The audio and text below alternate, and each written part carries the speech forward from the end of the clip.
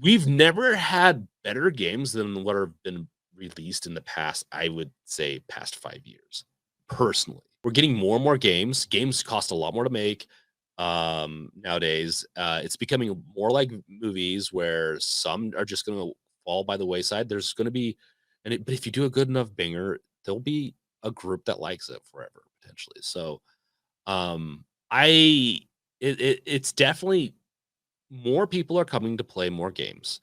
The most popular games are going to grow, and the less popular games will, there's still a market. You're just going to have to fight harder to prove that your game's worth it. Hey there.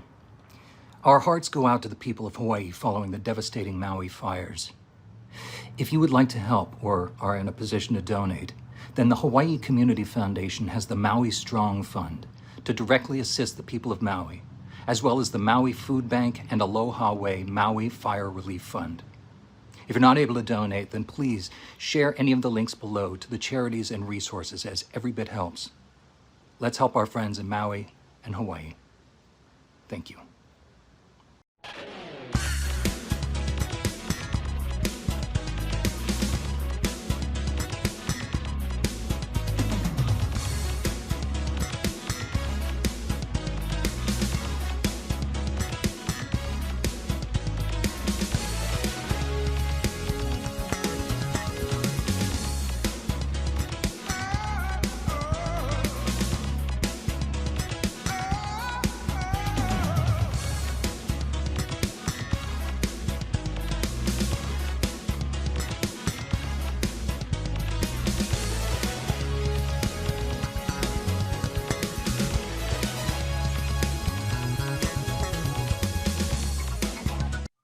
You know, the funny thing is, I always get nervous every time we we do podcasts.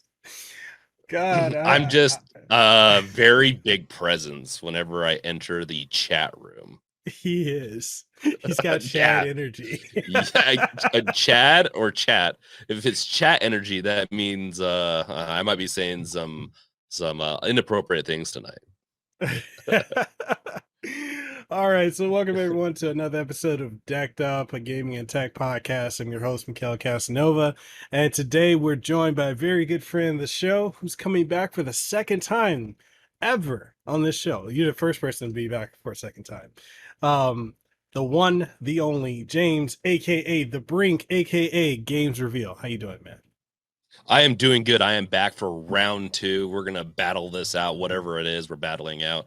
It's DeckedUp's a fighting podcast, right? Yeah, you know, We're we gonna get throw all hands all the time. okay. Well, good. Yeah, no, I am ready to rumble. All right. And just so people know, we did a podcast. You and I did a podcast. I was on your podcast like a week ago. It didn't even feel like okay, this is the downside of being 2 older, weeks ago? folks. Yeah. Was it 2 weeks ago? To be God. fair, you have been working too hard.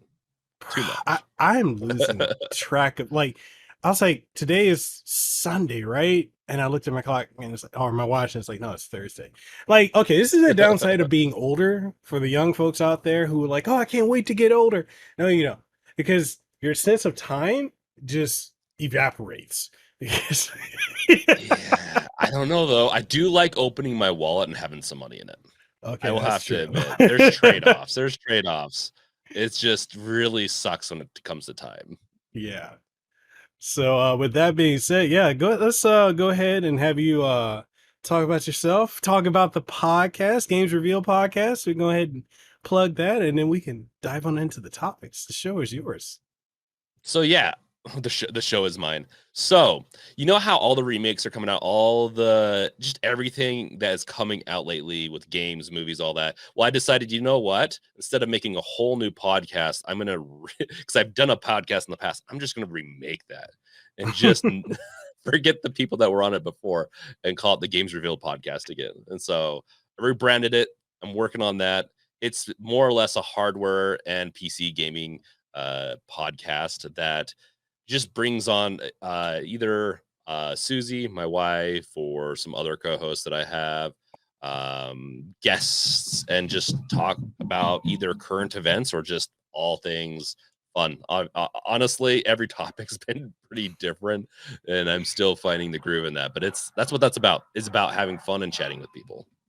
That's always a good time, man. Like and I'm a big fan of your show, so is my wife. So like we definitely enjoy like the vibe of the show, especially like you and your wife Susie. Like you guys have so much like the way you bounce off of each other with topics and conversation. It's so like refreshing to see that, because you look at so many podcasts, or you listen to them rather, or you look at them depending on what platform you're Yeah. consuming your content on. Like some folks are, and this is not to be a controversial take. I know people say, "Oh, you got the spicy takes," but no, like a lot of people are informative and boring. Just, but in And there's and oh, go ahead. nothing wrong with that per se, but you know Right. what? I can only have so many of those. I have a couple of them. I can't take too many boring podcasts though. You have to be brutally Exactly. informative.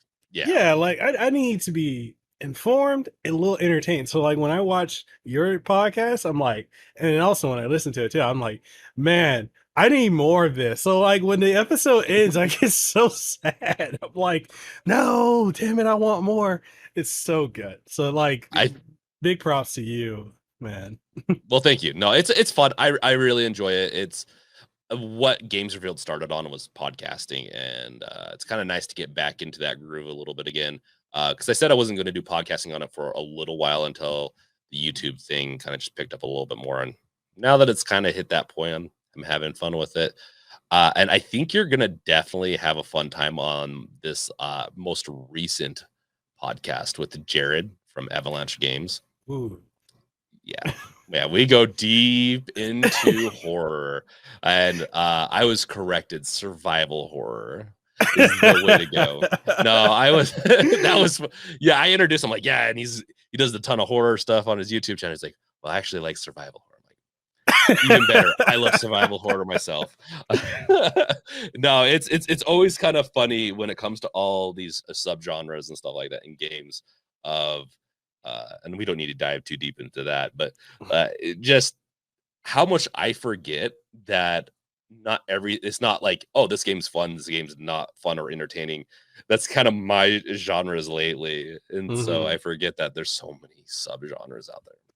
Yeah, yeah, there are. Did he like? I'm very curious about this, but like, did he go into tank controls and the importance of them, Tank and fix controls.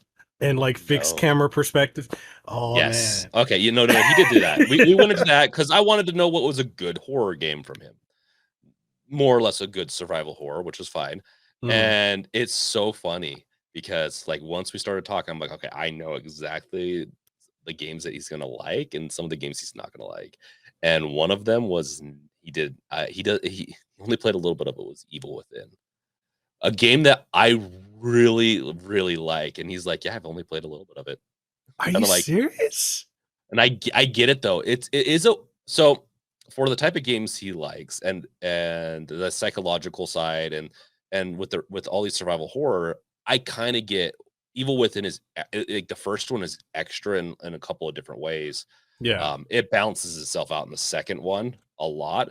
But that first one, I it took me a little bit, a couple of hours to get into it, and then I love it. So I wasn't surprised. Like when he's like, "Oh yeah, you know what? I haven't played past a certain part." I'm like, I am not surprised, but he said he's going to commit to going through it. I think sometimes. So we got audio of that, and I'll hold it to him.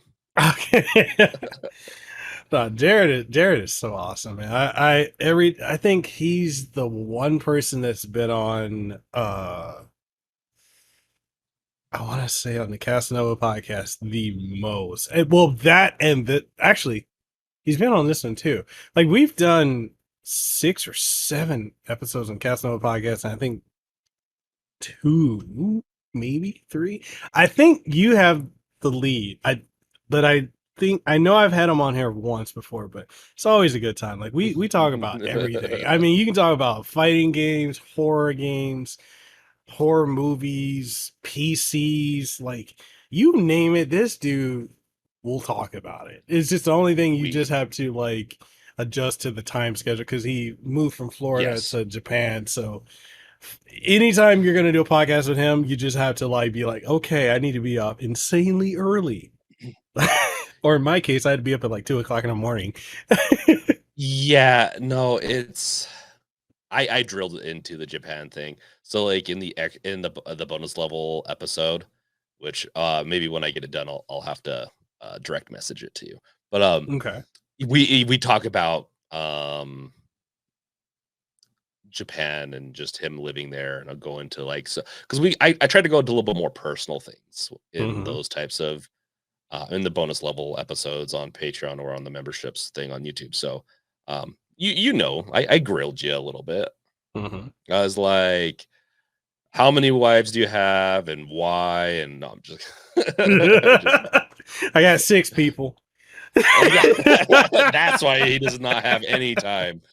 Uh But I'm also tired too, you know. there you go. I'm kidding. So many jokes can ensue now. Uh I'm gonna stop myself. I'll hold back. Oh man, no, but I love the bonus episodes that you do. Like it's a refreshing take because it's something that a lot of people don't typically do when it comes to podcasting. Like you either get the Q&A format or the ones who are like, oh, here are the show notes. This is where we're gonna talk about da da da da, and it's Mhm. very formulaic. Whereas like with your bonus like episodes, it's so organic, and I think that's something that I just personally gravitate towards that, and it's like I said, I Yeah. can deal with the boring, informative conversations. There she is. Hi. Want to say hi? No? Okay. All right. It didn't kick in yet. Anyways, so I can deal with like the boring, informative podcasts. I listen to a lot of them, like Waveform. I like MKBHD, but the energy on those podcasts with Waveform, to me, are so low that I'm like, okay, I can get into it and listen to this for a little bit, and then I need to back out. But then, like ACG, another friend of mine, like he's got the best gaming podcast ever, and well, that's the title of it. I'm not saying that Yeah, because I'm I like, was gonna I was say, about to- my 10 listeners, which what you are one of them, says otherwise. I'm just kidding. like he's got like he does a roundtable as well, but like Yeah. his whole group they have a lot of energy too. So it's like, I like to keep my podcast varied, and again, like yours is definitely in the top of the rotation for mine. So, dude, thank you for making such great podcast episodes. Oh, honestly, I'm just glad that you enjoy them. That's all that like when we make content, the biggest thing is just that people enjoy it, right? Yeah. Yeah. Um, yeah, exactly. I I do like so when it comes to podcasts, I will say Hmm. this. Not to go too deep into this, Okay. but I don't like podcasts that have more than potentially 3 co-hosts or people on. Like, It can if it's get a you. panel of 3, I'm great. 2, 3, once you hit 4, maybe, and it gets past that, it's chaos. Yeah. It's a Yeah. little chaotic. It can be, and I've been on podcasts before. Like, I've even had, I think when I started out, I did a couple episodes that had like 6 or 7 people on, and I just was like, yeah, I'm gonna sit here and be quiet because because at that point, it's like it's so chaotic. Just like, Yeah. how do you keep up with it? So I'm You just have like, to I feel like you have to kind of have a script some ways or have everyone have a talking point, and then it kind of at least so that everyone gets a little bit of speaking time. I will dare to do it one day. mhm, We'll, when I do a panel, maybe I'll have you and a couple other people on and have like more of a structured so it's not like everyone except for one person's talking. I tried it. I did an early version of the Games Revealed podcast with some of the community members I have, and it was okay, but mhm, there was like 1 or 2 people just not really talking that much, and, Susie was a part of that, and it was too chaotic. It was good, but it wasn't great, and so I do tend to yeah. favor the, 2, maybe 3. Like, last podcast on the left does it right. They have maybe 2 to 3 people typically. They don't have anything more than that really, and their energy is great too. So I think that's a great example of a podcast. And for people who may not understand like why we're saying it's best to kind of limit how many people are on a panel for a podcast, it's like put yourself in the shoes of a listener, which you guys are, you know.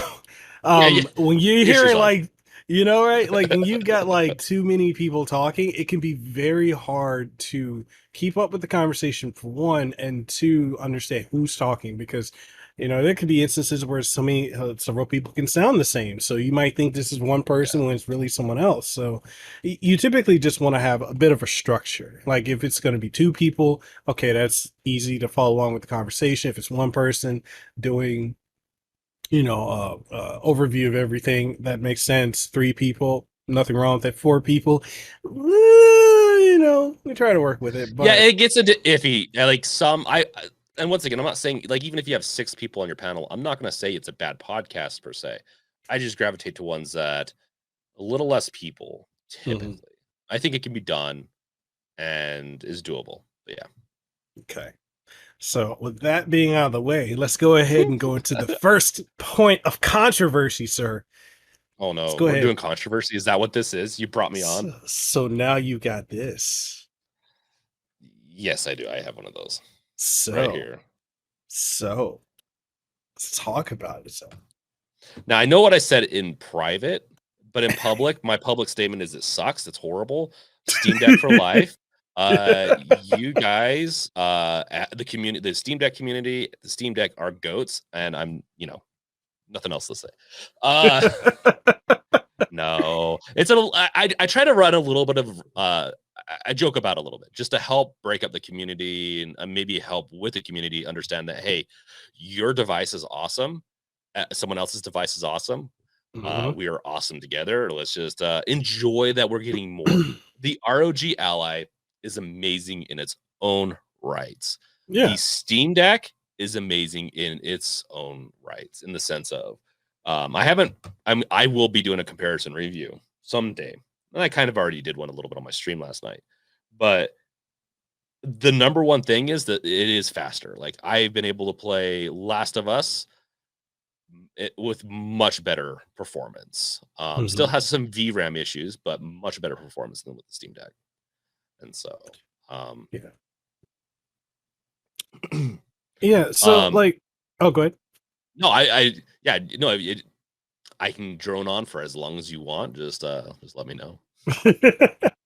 No, I was gonna say like that's one of the things like I'm really seeing, you know, like when the Ally came out, and you and I have talked about this too. Like you had a lot of people that were anti-Ally and still are. You know, the longest conversation for Yep. the longest was it's a failed product. It's a failed product, and it's kind of funny how that conversation kind of went away. It's, you Yeah. know, people aren't saying it anymore. I was, I don't think I was being combative, but like I was say I was responding to a lot of the, I guess, former community of mine, because I upset a lot of people, and they were like, "Well, the Steam Deck never had any of these issues coming out." Like, were you there for the first couple of months? That had a It lot had of issues. it had SD card issues too coming out. It wasn't as prominent Yeah, because the issue was different. The ROG Ally, um, it's most likely it's a heat issue, right? So yeah, if you once you can figure out the issue, then it's not as big of an issue if you can circumvent it. yeah. But yeah, So, like, you know, that was a big topic of conversation, and then we went to once the Legion Go got announced, mm, and I'm seeing the conversation now that's shifting to where people are. Uh, there's anti Legion Go people, and it's so funny because I'm like, are you guys like, are you on like, you know, payroll or beck and call, like for whenever something new comes out to just be angry about it? Like we're getting more options. Like the Steam Deck was not the first portable PC or gaming PC, but it was the first to make it mainstream. The first that really caught the eye of not only the mm-hmm. consumer but the industry, where they're like, hey, we can make our games optimized, even though the Steam verification thing is still wonky. But this is the Yeah, first time where, you know, companies are like, hey, we don't have to, you know, not be able to put we can optimize it so it runs on this handheld device, which is what helped Elden Ring. I don't know how many people remember that, but going to the deck helped Elden Ring across the board for other platforms. And so it was only a matter of time. And James and I have both said this for the last year. Other companies were going to do this very same thing. Mhm. Asus was the first major company, because look, we've got Mhm. One X, we've got Ioneo, AOK Zoe, all these other companies have been doing this for To be years. fair, to be fair, at least the Ioneo and the One X Player and the GBD, I can't remember if the other one had a device out before Steam Deck, but they've been in the market for a little bit now. They're kind Yeah, of the ones that maybe even helped the Steam Deck come to light in some ways, or yeah, one form or another, right? yeah. And so like we've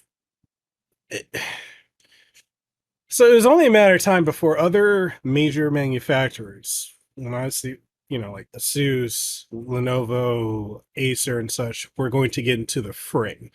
They just needed it's a copycat thing. I don't know how many people understand. Like, someone has to do it and succeed to see that there's a viable market, because companies Yeah. now, unlike say 10, 15, 20 years ago, they don't want to just throw stuff at the wall. If they're going to do something, it needs to be financially profitable. So when they saw that the Steam Deck was doing so well, a lot of them were, like, okay, let's go ahead. Asus was the first major one to market, even though Alienware had one back in, I believe, 2020 or 2019 that they showed off, but they'd been quiet about.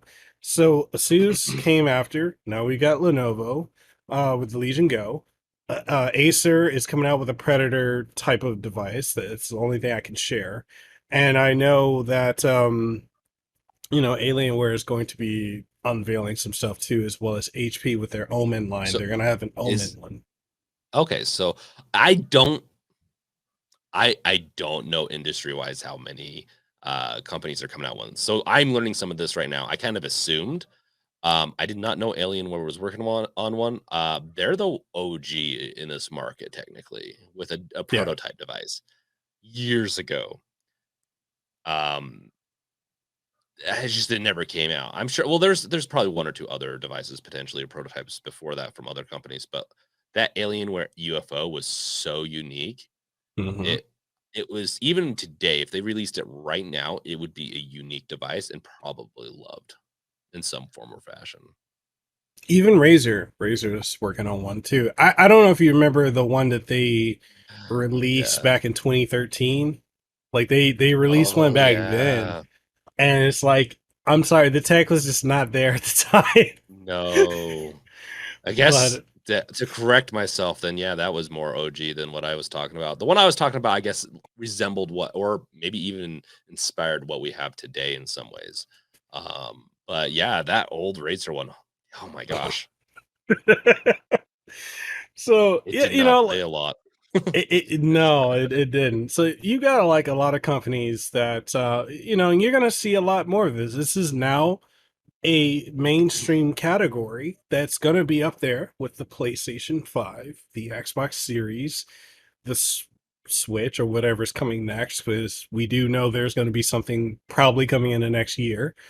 Mm, And you've got Steam Deck, and then all these other companies and their products falling underneath. So you have four platforms now, which technically there's always been four if you count PC, but like, portable gaming PC is now the new thing. And every company is seeing that there's going to be options. And I know there are people that are saying, like, you're better off getting the One X player or the ALK Zoe or the Ioneo. But I think you brought this up, I believe, yesterday. Being able to go into Best Buy or wherever and just buy it, hmm. really, that puts it head and shoulders above all these other things that you got to throw money into a Kickstarter to get. No, I'm getting so sick of using Indiegogo for funding these devices. It's a marketing tool for them. I don't like it personally. Put it Hmm. on your website, let me buy it from there, do whatever. I just really don't like them using Indiegogo. But it's just they don't have the distribution. system um, that all these other companies that we're going to be getting more and more of do. So Mm-hmm. personally, if I was them, and I know some people are going to be thinking they might not like this, I would have propositioned maybe selling their company to one of these companies that don't have one yet. So Acer or stuff like that, and be like, hey, let's do a proposition. Maybe you to get ahead, we can work together or something like that. Mm-hmm. I because I don't. I think I need one of them will probably do fine. The other two will probably continue to like do just okay, and they'll eventually be out of the market. I just don't see them thriving in the market. Is what I'm trying to say. I guess. I think also like to piggyback on that topic, adding to the fact that these major companies are putting their devices in brick and mortar stores, and they're undercutting, these other companies by at least 600 or so dollars. So I mean, yeah, you can get Not a as one. much nowadays. I wouldn't say the cost is as different, but the warranty and being able to walk into a store is a big deal. Right, I know we right. buy stuff online more, but here's the thing: even if it's online, you're buying it from Best Buy, the likelihood of you being able to return and get a new one if it's broken is much quicker than Hmm. direct to China. Much quicker. Yeah, yeah. And it also too, like you add in the warranty. A lot of these companies are giving you, you know, anywhere from 6 months to a year warranty out of the box. And like even with the issues with the ROG Ally, I know a lot of people like bash it for the SD card issue, which we already talked about. But at least they're willing to take care of it. They say, hey, if you have an issue, contact us and give us your serial number, shipping, and all this stuff, and we'll get back to you and we'll take care of it. I already did that with mine, with because I had the SD card issue, and I sent it out. I think mine was only gone for like a week. I got it back. Curious what they did to it because I wonder if they put like a heat sink or a heat shield on it. Now you got me curious. See, I think they did. So I'm gonna be actually taking mine apart and putting in a 2 terabyte drive. I finally got one on sale on Amazon, 2 terabyte. I think it was like 173 on sale. So I'm like, yeah, I need it. Because it's just the games are just so massive. 512 gigs is not enough. It's just not. I mean, Especially if you're gonna Starfield's like 120. Like it's right. yeah, it's not. And I don't even with the SD card on my Ally, I don't trust it yet. That is the one of the downsides. Is I'm like, I'm gonna get a smaller SD card and just play around with it, but I'm not gonna install anything on it or like use Right. one of my nicer cards yet.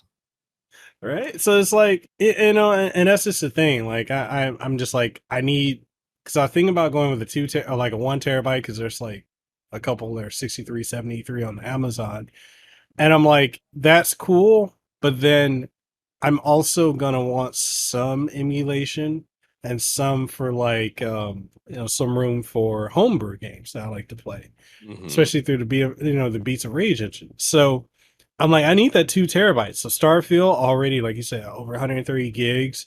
Baldur's Gate 3 is already 130 some gigs plus the updates, so that's another 10, 20 gigs. Diablo Yeah. 4 is already like close to 100 gigs. Call of Duty, so I've got Modern Warfare 2 on there, and that's already 140. And 3, so I'm gonna be getting Call of Duty Modern Warfare 3, and I think that's gonna be even bigger. I think that's 170. So I'm like, I don't have enough room for what I want to play, and I know folks would be like, "Oh, just delete and download." I don't want to wait. I just want to boot the game up and play it. And I Yeah. don't trust the SD, even with this being replaced. Like, I don't trust the SD card slot. I just don't. I don't. Just have the fan go really like from my understanding, just make sure the fan goes really hard. And just really try to prevent as much heat on that thing as possible, and you should be good. I'll be doing some tests, I think, eventually on it, depending on if I decide to keep the ROG Ally or get the Legion. I don't know. All depends. There's only so much money in this world, and I'm just struggling on, do I need 5 of these devices? I mean, I know I do content on it, but it's hard. No, I understand that too. Because I'm looking at the Legion Go. The screen, a 2K screen, I'm like, I like it. I like it. I like the bigger battery. But that Not screen much is of it. gonna kill that battery. I mean, I'll run my brightness at like 10%. It'll be fine. Are you gonna I'll run it just at the get full 2K? we're gonna see how that all goes down, but I will obviously be doing FSR. And this is the thing I tell every time I talk about this, every time, because I feel like the community doesn't understand this at all. They literally don't understand, even though they've been subjected to this time and time again. FSR2 exists. Mm-hmm. It does a good job of upscaling.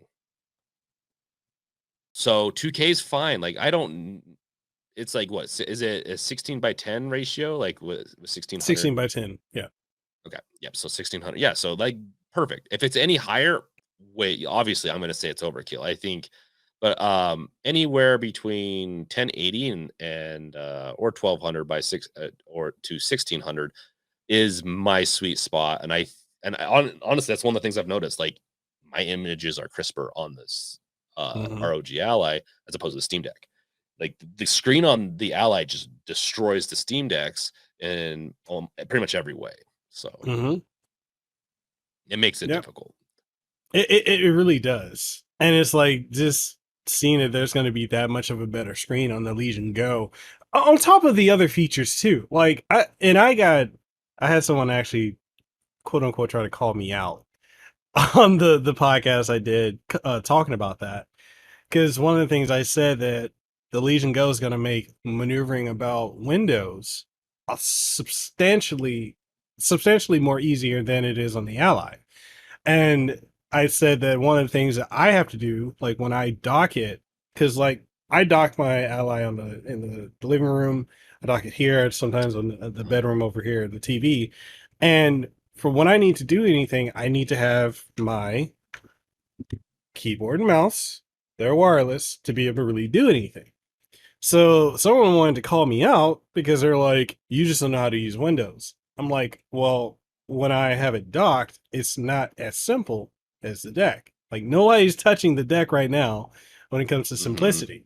Now with the Legion Go, being able to detach it. So, hey, I don't have to buy another controller. Do I have it near me? No, that's in the other room. That crappy Rikiri Pro controller. I don't have to buy another third-party controller because I can just pull it off and use that. I can easily Yep. maneuver around Windows with a trackpad, or if I'm sitting at a desk, I can just put it down and move. That's interesting to me. So, It's very unique, and that's one of the things about the One X Player 2 that I loved was the detachable controllers, because then you don't need a because with the Steam Deck, when I go on vacation, I will take a controller with me. mhm, If I don't have to do that, awesome. right? So, like, literally, you can just use the controller to maneuver about. You can just pull it off. You don't need to bring another controller with you. It's and then the functionality that it has that trackpad on the right, I love that. The mouse capability of it. And then, it having I was kind of concerned with it having only one fan, but the ventilation seems really good. I love that it has the kickstand, the two USB-C ports, and I'm not too concerned with the micro SD card being on the top left because it seems like the heat sinks and everything are on the right side, you know. I have a S- feeling they're gonna make sure that that's not an issue. I'd be Right? really surprised if they had issues too, because then they just are blind. Yeah, yeah.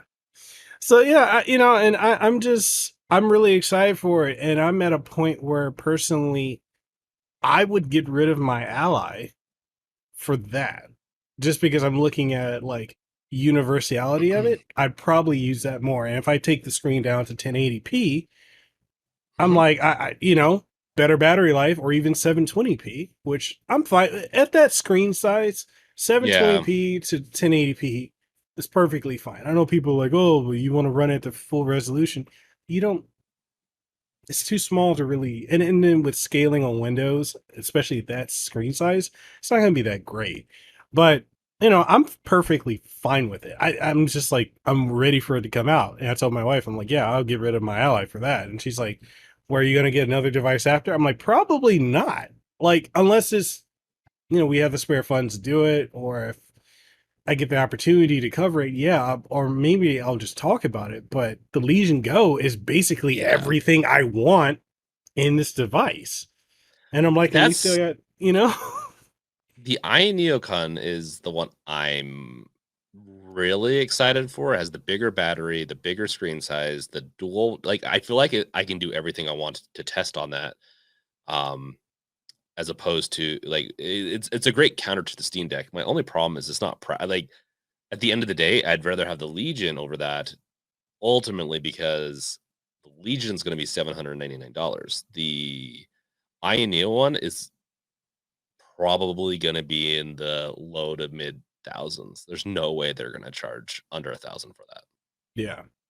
Isn't it? We'll see I'm though. assuming maybe 1,300, maybe for that one. I know people are. Oh my gosh, there's the amount of comments I get on price ranges and all this. Like it's so crazy how wrong people are always are. And it's not that calling anyone out. It's just like, dude, don't predict if you don't even know the industry or anything. So, and I'm about to put my foot in my mouth. Future foot in my mouth. I think it's going to be around $1,100. Um, At the base? minimum 1,000, and then yes, for the base one, 1,100. I don't think it's going to Okay. get more expensive than 14.99. I just there's no like they'll make some cells, but it wouldn't be worth the R&D and manufacturing and all that. They'd lose so much money. It just seems like a really bad move. But then again, Ioneo likes to always release tons of new devices, so maybe they don't Mm, care to lose money. okay. Yeah, so I can see that. And yeah, even with that, yeah, the Legion coming in 799, which is the leaked price for those who are wondering where we're getting the number from. I've seen people complain about that price saying it's too much. And I'm like, for what you're getting, that's fair. Yeah, It's very fair. Like the Z1 Extreme processor is great. The screen looks great. The detachable, I just call them Joy-Cons, detachable Joy-Cons, kickstand, just like, don't let Nintendo hear you. You're gonna end up with a lawsuit at your doors. you know, well, like everything that this is coming with, I'm like, I'm satisfied with. Like I'm willing to pay that. And if I have to like Mhm.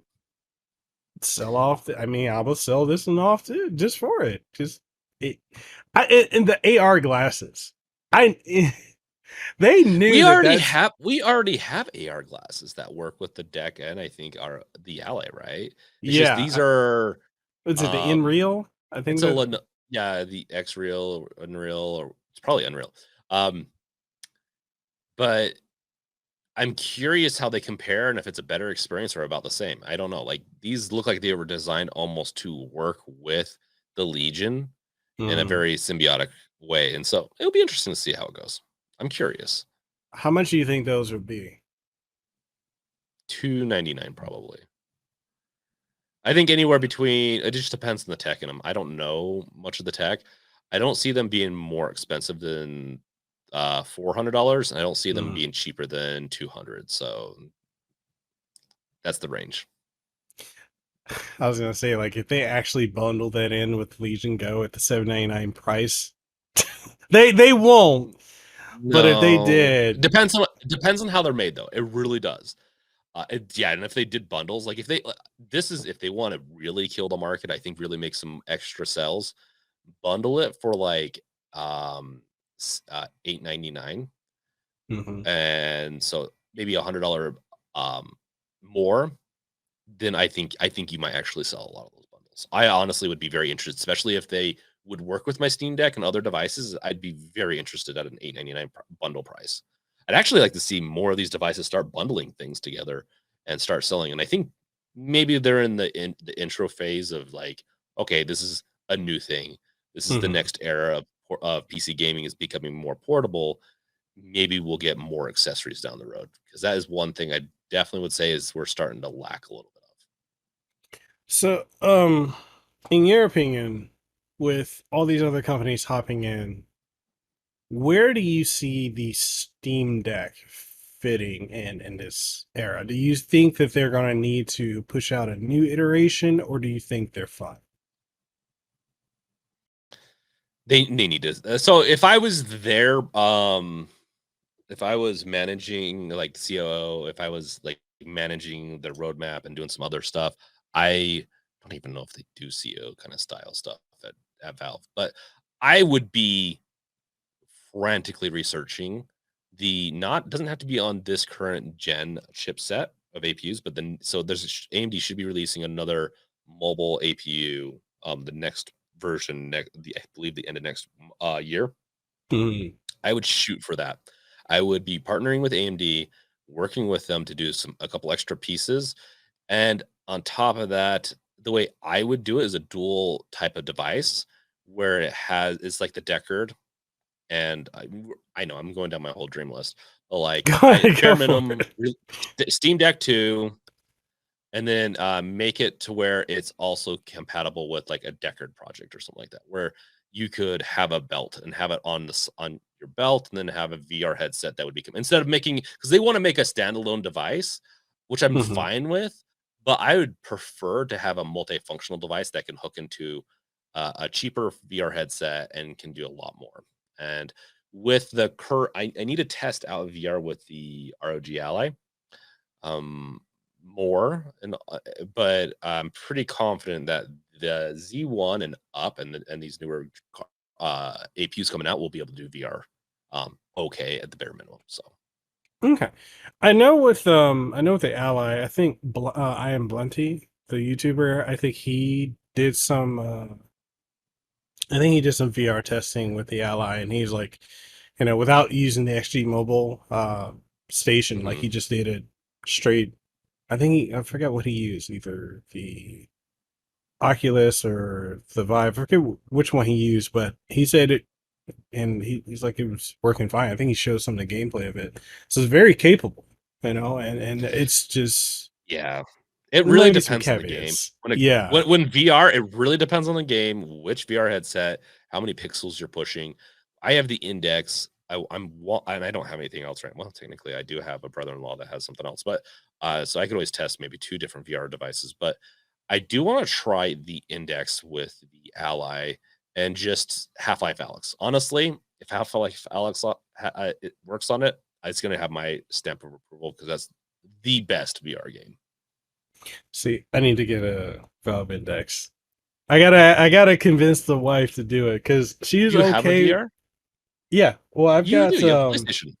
I got the PlayStation VR 2, and then I got the VR 1, and then I had the HTC Vive for years, and then Yeah. just because of that setup and with the move, I ended up like selling it because I'm like, I can't. Like, this place compared to where we used to live is way smaller, and with the toddler running around, I'm like, yeah, I don't need her grabbing Ye- anything.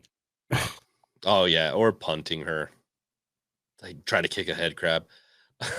No. They need to have like sensors on my feet so I can see my feet and kick things. Oh, I didn't even think that was a thing I needed until right now, when I'm like, dude, that's what I need. VR needs shoe sensors so I can kick head crabs. I'm not gonna lie. That's my new favorite sport now. It's just punting things in video games. Sorry, I went down I went down a fantasy lane that I did not realize I needed. Oh my gosh. Um so with the yeah, with the Half-Life Alex, you can use any headset technically. It's best with Index, but um a lot of the other ones work, and it sounds like there's even third-party software that you can get for the PlayStation, like the new PlayStation 5 VR, the VR, the PSVR 2. Mhm. And there's even rumors of Half-Life Alex maybe coming to PS5, which I think would be smart. I don't think Valve is going to have anything against that. I just don't think they like dealing with publishers and other things. So depending on how Yeah. that works out, um, we'll see how it goes, because that is an experience that very few people have had, and the ones that have, like, there's a project right now to make it a no VR Half-Life Alex, and it's Mhm. just not the same. It's cool, but it is people so many people missed out on this revolutionary piece of hardware melding. So Yeah. my tangent's over. So, speaking of VR headsets, so have you seen some of the discussion that's been going on regarding the PlayStation VR 2? Where you've had, I forgot, I think it's Ryan something. He's one of these game journalists that said that the problem with the PSVR 2 is that there's no games. There's like Mhm. no companies are making any games for it, and he got called out so Yeah. badly by all the devs, and it's crazy because I'm over here looking at this, and this is where like I don't mind when people make spicy or hot takes, but make them at least with some like realm of reality to back Yeah. them, because like the PSVR 2, maybe the initial launch wasn't great. The pricing, Mhm. the only way you could get it initially was going through PlayStation themselves, but they have had a lot of support for that thing. There's a lot Yeah. of games constantly coming out. So it's like it was wild for me to hear that, and then hearing other people parrot it or people talk about, oh yeah, no one cares about the PSVR, and I'd be like, and I contested folks. I'm like, Yeah. okay, so have you used it? They're like, oh no, I haven't. I'm like, yo, it's great. It's one of the best VR experiences. Just plug it in and go. And they're like, From my understanding, it's pretty much the best VR headset you can get right now. It beats the Index because it doesn't need a lighthouse setup, some other stuff in that case. And I also think visually it potentially beats it too. But I mean, the Index is so good, but it's so expensive. So at the end of the day, I'm definitely gonna say PlayStation. I even though I haven't tried it out yet, I would definitely if they'd open it up. I don't know how much it costs them, but if they open it up just to be compatible with Valve and Steam and all these other device like PC, it'd probably sell a lot more, mm-hmm, mm-hmm. Yeah, because some. I personally would replace mine with that, maybe even. I I wouldn't mean, even need to. with what it can do, like some of the VR games that I find to be incredibly immersive and just intuitive with it. Resident Evil Village, Resident Evil 4 remake in VR. I got to test that. It's really good. I Really freaking good. I watched you stream Resident Evil Village with it, and it looked really fun. Bro, I was terrified.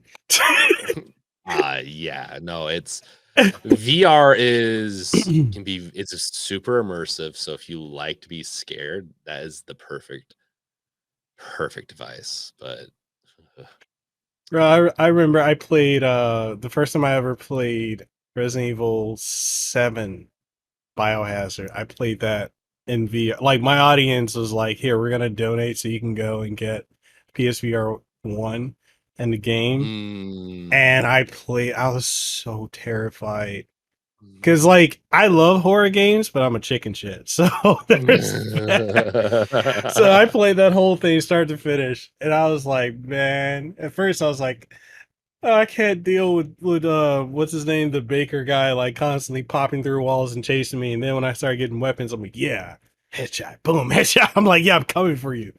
But no, I mean VR, and as I've tried to explain to a lot of people, like I think I had David Jack now from First Contact Entertainment. I had him on the podcast before, which Mhm. crap, I need to upload that episode. Where we talked, bro. It's just so much going on. We talked extensively about VR and how the way that people really should look at VR as it's its own platform. Like, yeah, it's tethered to PC and console, but at the same time, it's still its own platform with its own library. And Yep. compared to where VR was, say, 10 years ago, or longer or less or longer, it's come a long way. You know, the Valve Index, like I don't have it, but I know you have it. It's amazing to Yep. you. David said it was amazing. He's got that. The HTC, what is it? Not HTC, but the Oculus Hmm. Quests, I've heard are amazing. And I think the Quest 3 is coming out, and then they got the Yep. Pro. They're great. You know, the PSVR 2. They've come so far in the last decade that it's really a great experience. And a lot of people, I feel, are writing off VR as just some novelty thing that people aren't interested in. But there's only so many innovations we can keep doing with first person, in my opinion, first person shooter games or first person games in general with how they are now versus putting them on a VR and letting you get fully immersed in it. And that's where we're heading. Yep. And a lot of people I don't see, or at least I don't assume or think that they know that VR is not a fad.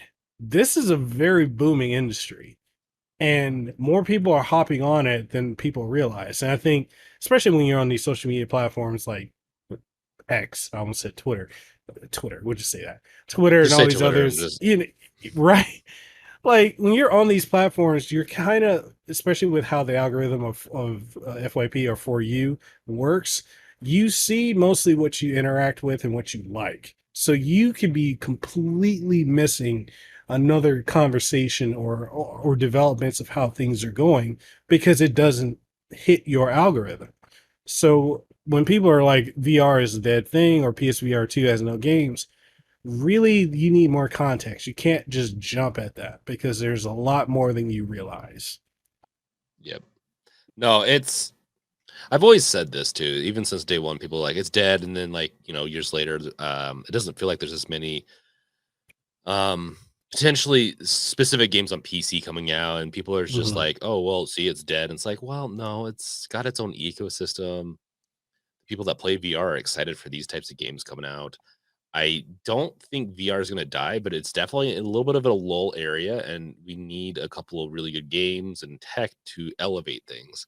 And I don't know where things are going to go. I mean, obviously, it'd be nice to get more of a virtual reality plugging in, kind of like some of the shows we watch, even though they tend to be dystopian in concept of negative, die in in the game, you die in the real world. But that's what people are like expecting and wanting. And VR doesn't fully bring that, but I'm gonna preach it. Half-Life Alex, man, but I'm a huge Half-Life fan. Like I'm gonna preach Half-Life every day. But Half-Life Alex is so good. And it's definitely it could convert so many people over to VR if they just tried it. So, okay, I'm gonna let you in on something. I was talking to some of the folks at Bandai Namco, and there's something that From Software wants to implement into Armored Core Hmm. 6. And it's a VR mode for PSVR 2 and for PC. And they want to have it where you're in the cockpit and it feels like you're Yeah. doing the whole Gundam thing. And I'm like, that, if they did it with how good that game is, and especially in VR, and really had you've immersed like your motions are moving around, like you're grabbing the gears and everything, I think that would be the most definitive mech experience we've had since Steel Battalion on the original Is it Xbox. is that the one that came with like the huge setup? The Steel Battalion, Yeah. yeah. I remember selling that when I worked at GameStop back in the day. It was so cool. I was so jealous because we only had a few and people bought it. It was so cool. Yeah, honestly, VR mech, give it to me. Gundams, whatever. I would love to be in the cockpit. That's actually would be another great experience as long as I have my feet sensors that I can kick around other mechs. That's all I want. I want to punt things. I guess now that's my new. I want to. I want VR for Dead Space where I can punt the babies in those things. I don't know. I won't be able to stop thinking about this. Doom would be a whole new thing, man. If I could just kick things. Dude, imagine Bulletstorm with those boots. Because the kicking is a big proponent of that game. Which we're getting that game in VR for PSVR 2 and for PC. Can we get a sequel? Like, that game ended on a cliffhanger, and that game is like over a decade plus old. Like, come on, Gearbox. Can we get something new? Yeah, okay. If we're going to be doing requests that are near impossible, I would like a Half-Life 3. Isn't that a rumor? Well, that's always been a rumor. It's always been a rumor. Yeah, no, it's always been a rumor. No, there's going to be a Half-Life 3. And the reason why is if you actually watch, or not watch, but I guess you can watch it too, but play Half-Life Alyx, there's a ton of hinting at the end. So that alone is worth checking that out. And I think what the problem was is that they wrote themselves into a hole on Half-Life, like not a hole, but like into kind of like a corner with Half-Life 2. And they were planning on doing all those episodic pieces past a certain point, and they never got to episode 3 and some other places. So they didn't actually, I guess it was at the end of episode 2. They just didn't know where else to go, so they had to rewrite it with Half-Life Alyx. Going deep into Half-Life, I know that's not what this podcast is about, but that's my lore that I love. Okay, so we should definitely be on the look. See, now you look, you're giving me more fuel to convince my wife to let me get, because my birthday's around the corner, literally a month and 7 days away. So let's see. So like you're gonna go to sleep, what, 3 more times? And it'll be your birthday. Okay. Yeah. That's what it feels like. That's how often you sleep. So let's also talk about Baldur's Gate 3. How have you liked that so far? Okay, I'm gonna be very honest. Okay. Very honest. Okay. I'm put 7 hours into that game so far, so not as much as I'd want to. I'm still haven't ventured outside of that. What is that place called? It's the Druid sanctuary area. Yeah. I have not gotten past that place yet. I have gone and talked to everything, looked at everything, saved the game, crashed through certain areas you're not supposed to, just to have fun. And that game is so immersive for what it is. Like, I am impressed. It almost makes me wish there was a first person mod for it or something like that. Because I'll be fair, or not fair, but honest, like, it's kind of got that turn-based XCOM style when it comes to combat. I'm fine with that. It's not my favorite, but the game is so, and that's just goes to show you how good the game is. It's not my favorite, but the game's story and everything is so good, and I just can't get past that first area. And also, it's the decision fatigue, right? It's sometimes I'll linger in areas because I'm like, what are these decisions going to? How are they going to affect me later on in the game? And I'm just like stressed. So I am 40 hours in, and I've done I finished the Druid area. I've gone to the Goblin camp. I have made it to the village that the goblins destroyed, and I made it to one other area. And people are probably going to be like, you've only done that in 40 hours? There's so much to do in this game.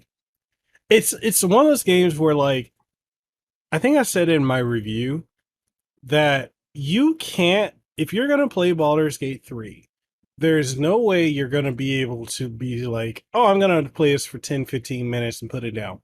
Because this is a game you need a dedicated hour or two to really do even the minimal stuff. Yeah. There's just, it's, and when you have kids and a family, it's incredibly difficult.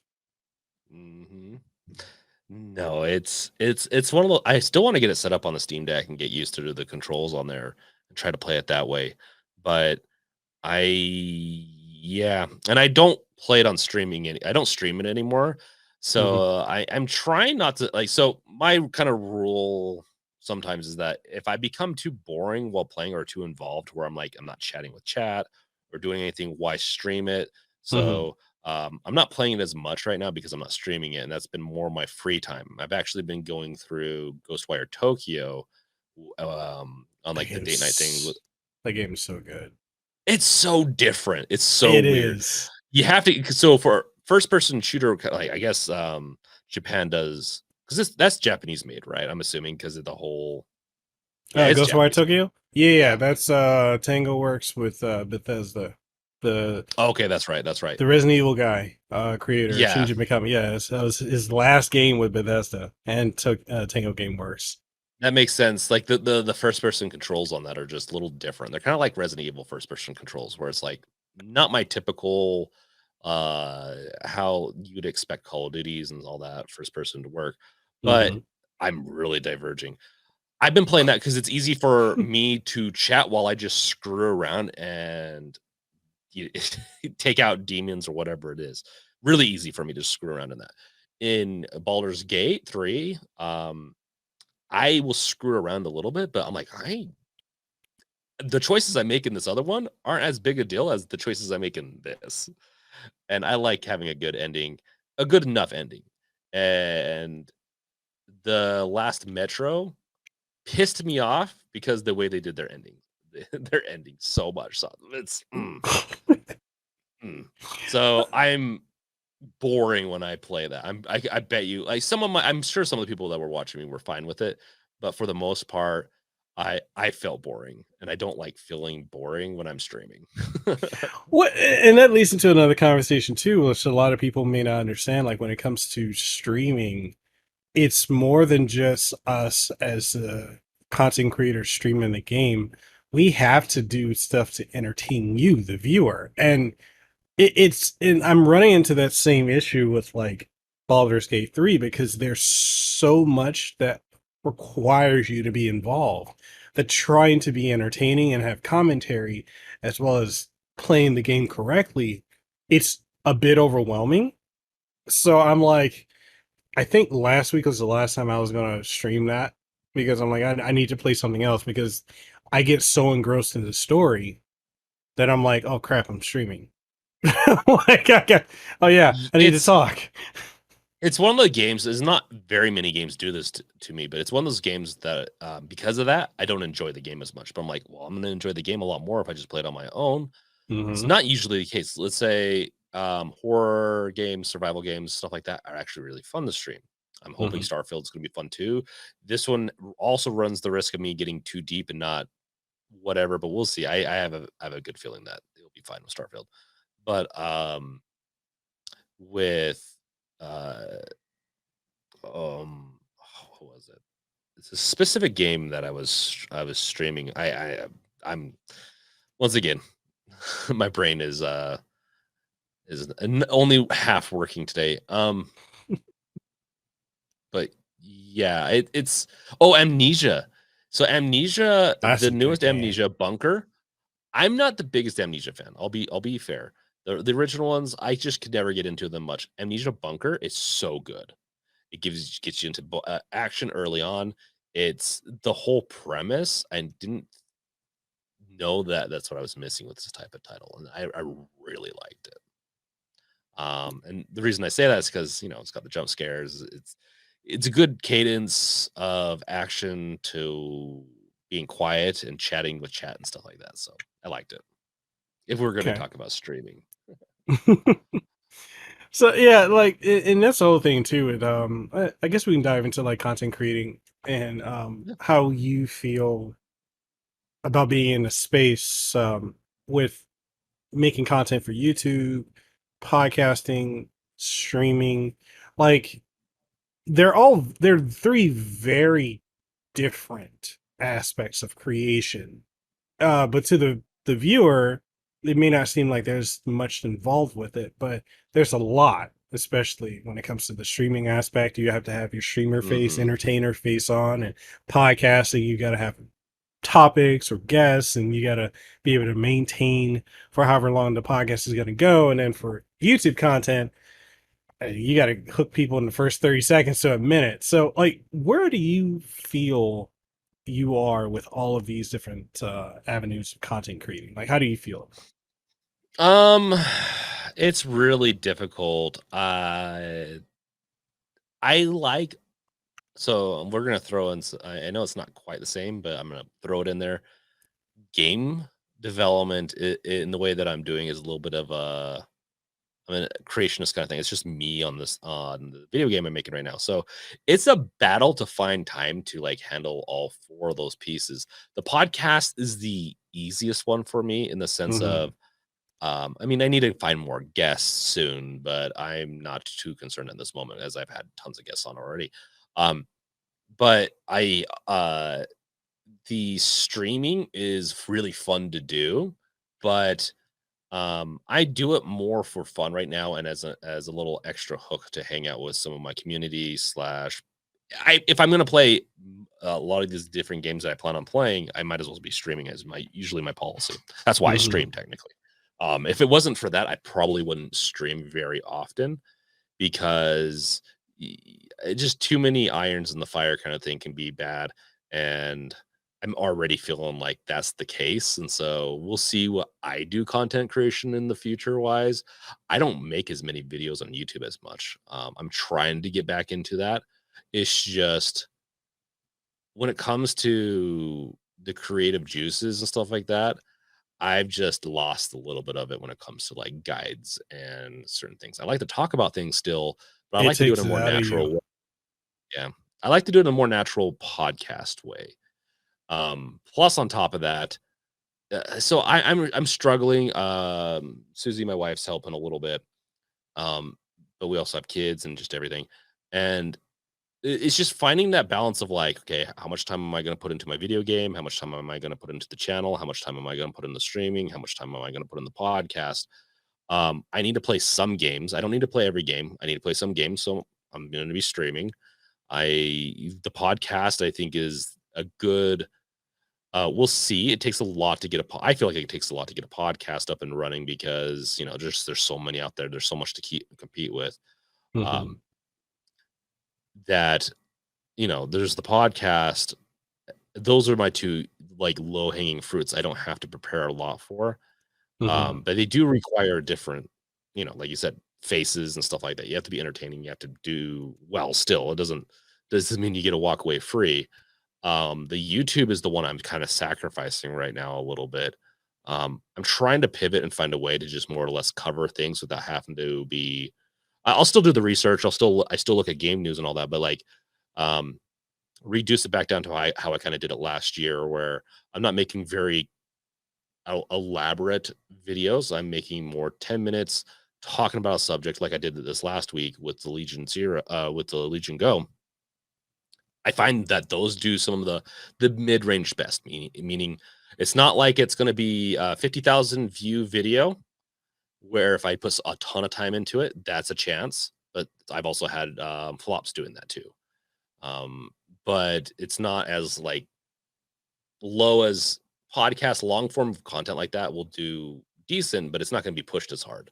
It's it's that middle ground of like 10 minutes, and as long as I can catch the people within the first little bit, Mhm. I really am trying to follow that pattern because then I could release almost a video a day if I went back to something like that. It's just my content and what I'm able to cover is a little more more vague. Not maybe not vague, it's just not there's not as much where Mhm. I still have a video I want to make of like 100 different things you can do on the Steam Deck. And that's just going to take a long time to make. I'm still been doing research on it for the past few months, but yeah. Sorry, I went really long into all that. No, no, it's fine. It's fine. I'm cool, and I can relate to that in many ways. Like it the doing the guides for the Steam Deck really killed my drive because it's such an involved process. And then like you get to the point where you can make the steps as easy as possible for people to do, and then they're gonna think you're Geek Squad and come to you with every little thing. And I just got and to a they point. Go ahead. and they get outdated. And they get outdated. So that's the thing. I actually don't mind doing guides per se. It's the I just got tired of doing things over and over again, and then when I've made probably 4 guides that have not released in the past, 8 months. I've some people might know this, but some people might not, um, in the communities. I just because I get done with it, and I'm like, "Okay, now it's time to edit," and I'm like, "But when am I gonna have to redo this?" And, like, 3 po like, eh, I could go into so many different reasons why. I just got into, like, fatigue on having to repeat myself, worrying about all these other things. I'm already having I get the thing is a lot of my subs, a lot of my growth do come from those guides because they're evergreen content. Hmm. So it's hurt my channel not releasing them, but I just for the sake of sanity, I just have not been doing it. I'd rather just hand that off to some other content creator that wants to do it. Yeah, I mean, and I feel the same way. Like, I know I've had a lot of people ask me where are your guides for the Ally, guys who do emulation guides. So, okay, I'll address one thing. The reason I have not been doing emulation guides. So when I did that for the deck last year, I got in some very hot water with Nintendo. Ooh, They're the spicy ninjas. comes out. They Nintendo came at me like really hard. They're like, "Hey, um, we want to keep working with you, but not if you're going to be doing this." So I'm like, that's Yeah. not worth losing that relationship over it. But other than that, like with the other guys, it's just, I look at it and I'm like, yeah, I know they do well. Mines have done very well for me, but it's just a thing of time, especially for Mhm. with everything going the way it is now, expecting again, having a toddler, now, my girls are going to be coming back over here. So it's like I have less time to do that than I did before. I don't Yeah. have the space either. So when I was doing the guides last year, we were in the house. Since we got this condo, it's a lot less space, and I don't have a dedicated room. So like we had a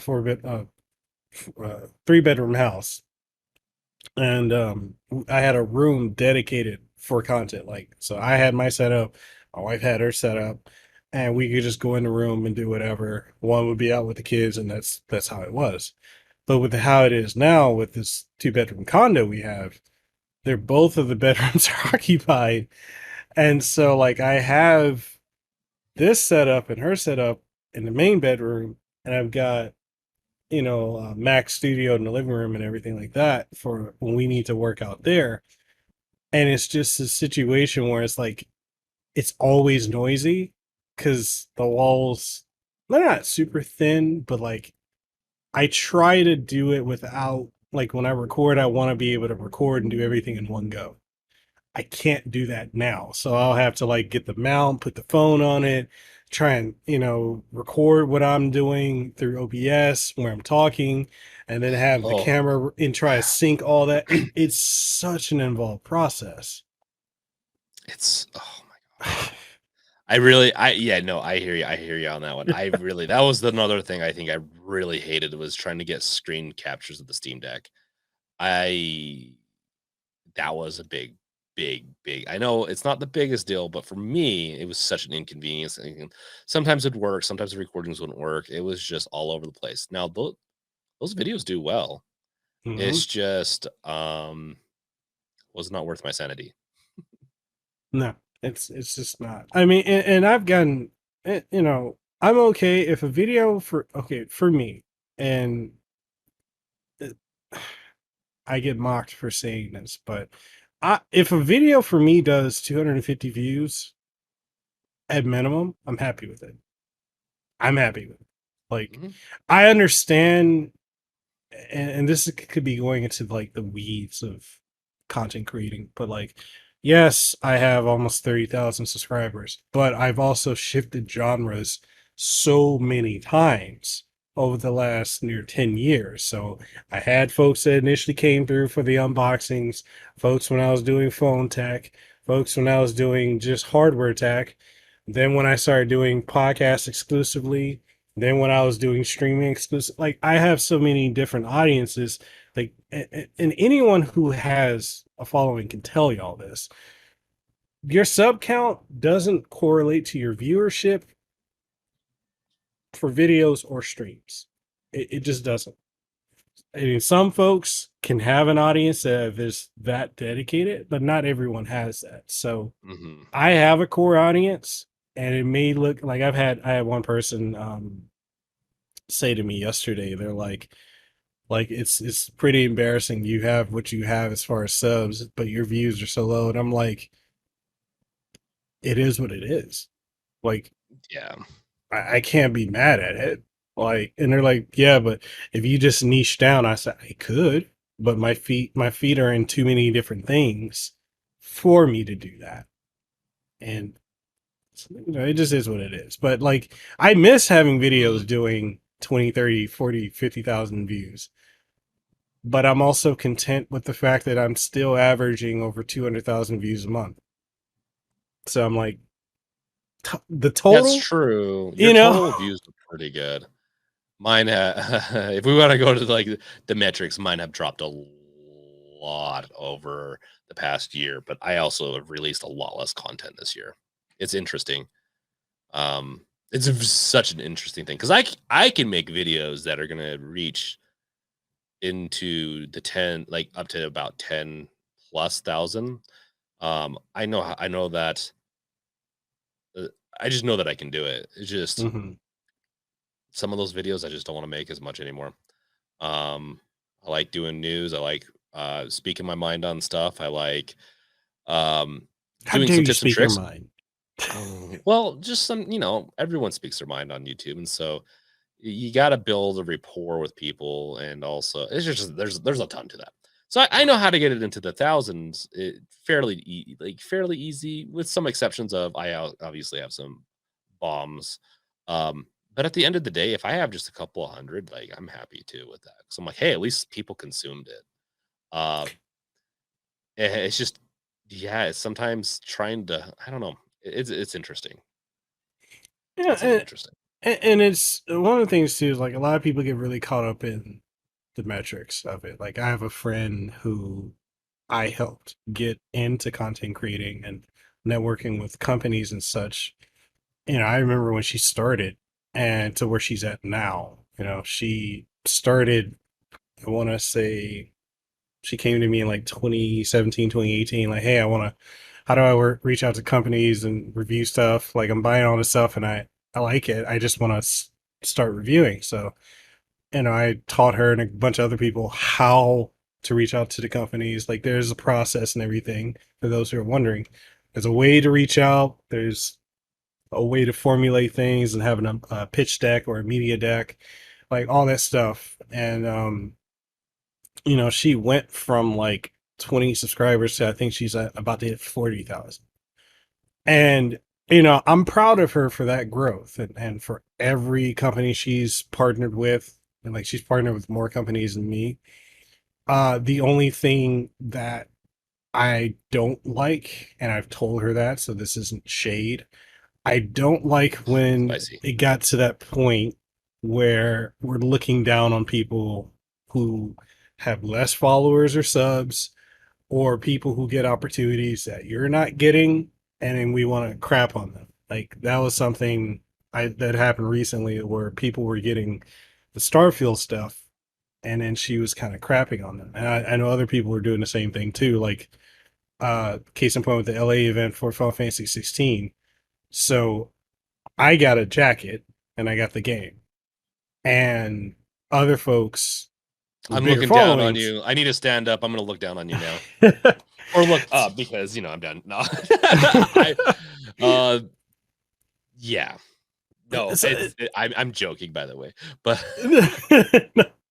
but I really, really like the concept of Starfield. That's why I'm saying this. So it's just an interesting thing, when I see it because I've seen this for the last near decade. I've been doing this where people who, and I think we may have talked about this before, like a lot of people not prepared for the amount of attention or growth that they get.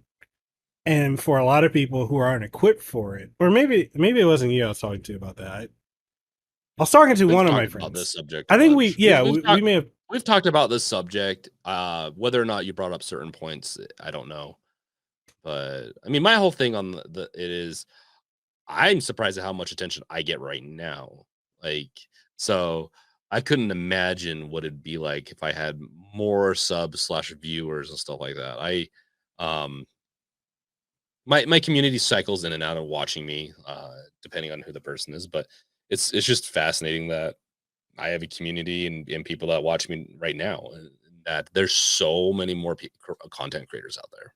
So yeah, and it's the thing that, and I'm gonna give you a lot of credit for this because I've seen it, and over the year that I've known you, you know, you value the people who watch your content. They're not just a number or metric. And a lot of people lose sight of that.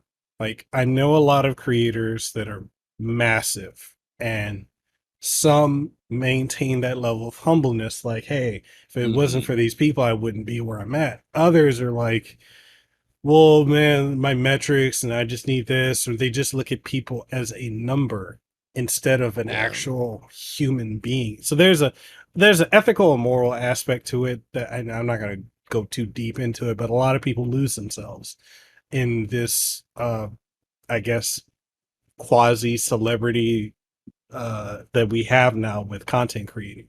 And it's unfortunate, and I really, I try my best to just like stay grateful for everything that I have, because like I Mhm. I one, I'm blessed to be able to do what I'm doing, and I understand that there's a privilege that comes with that, and it's not something everyone can do. But I don't want to look at the companies or the PR people or the individuals that I worked with or anything that, or people that support me, as just a number, because these are living, breathing people.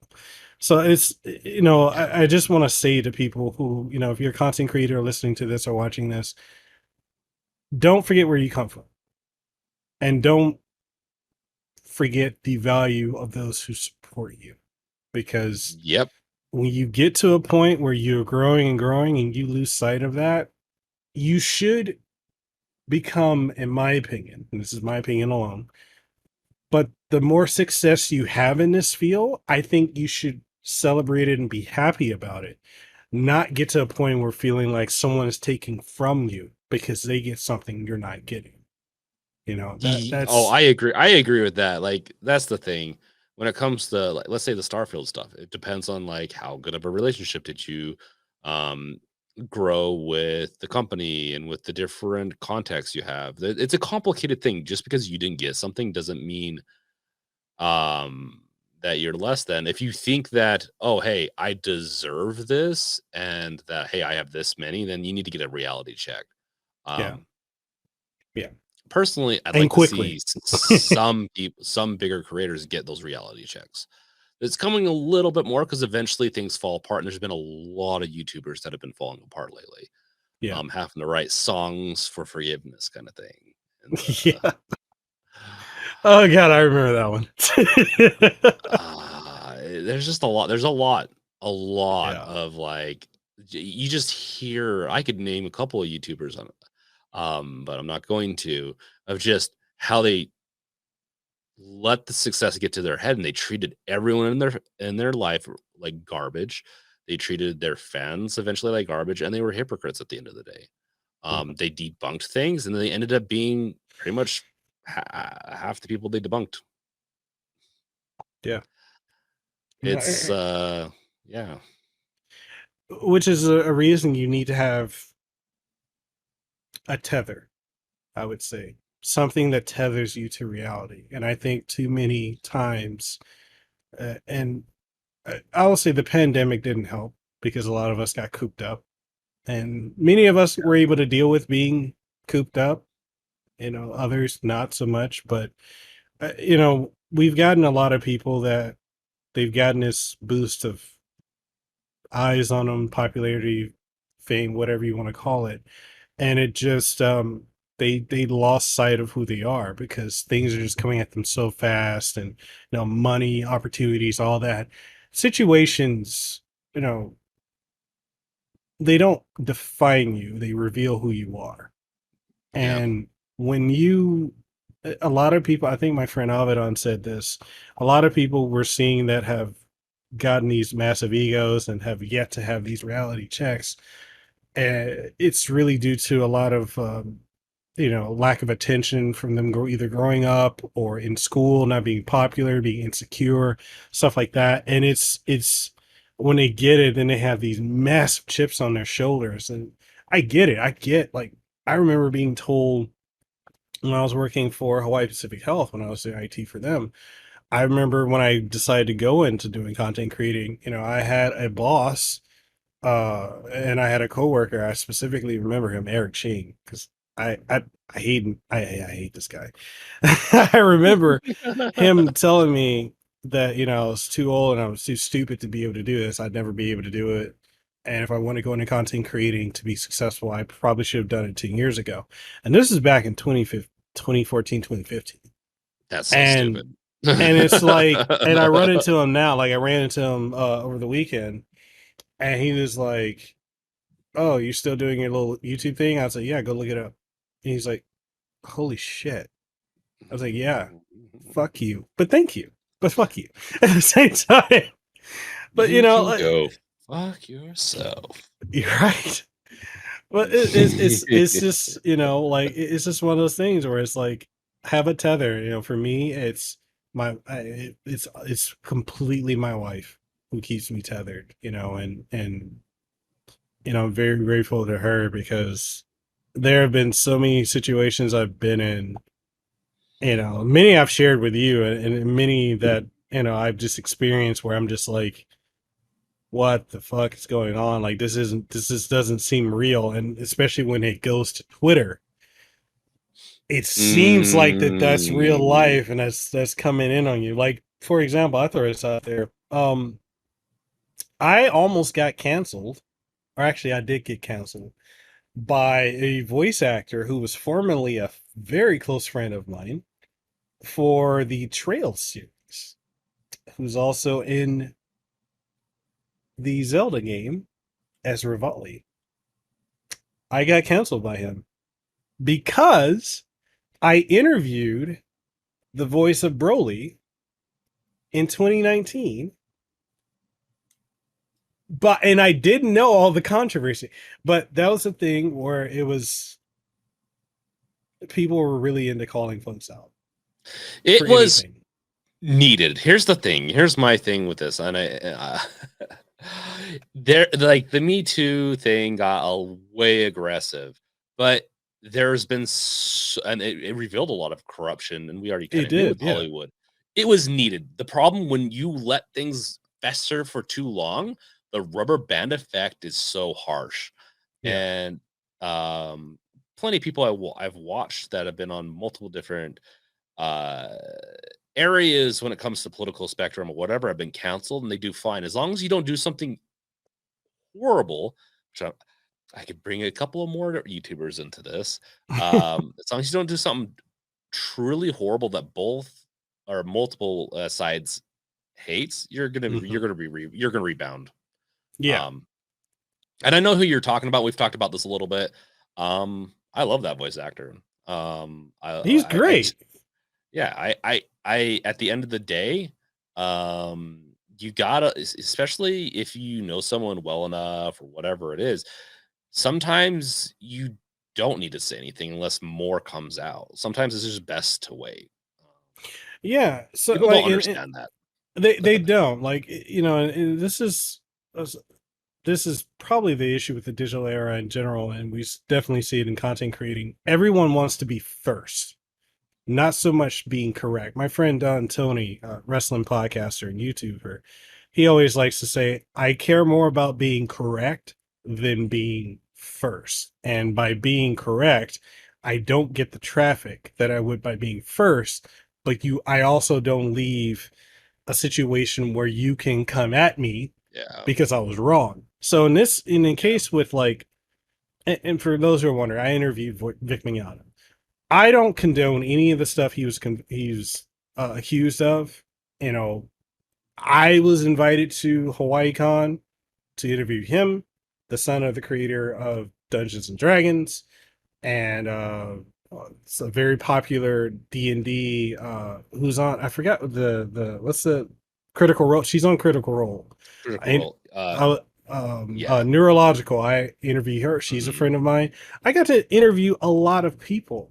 So like when it got shifted to I'm supporting Vic, I was like, I'd never said that. And like even when people who were coming at me for interviewing him, I'm like, did you even look at the podcast? Because all we talked about was music, Star Trek, and voice acting. That was it. Because and Yeah. I didn't even know there was drama. And I understand there is a time and place and a need to call out wrongdoing in people. But when it gets to a point where we don't discern who we're Yeah. calling out, that's when it became a problem. And that situation, it took me a year and a half to rebound from, because I got 86 from voice actors for a year. I also got 86 from game companies because that specific voice actor actually went on Twitter, tagged Oh, every company I worked with, and told them not directly told them not to work with me. And it got to a point I went on my I that's had to such a go on. garbage move. I honestly think that's almost as bad.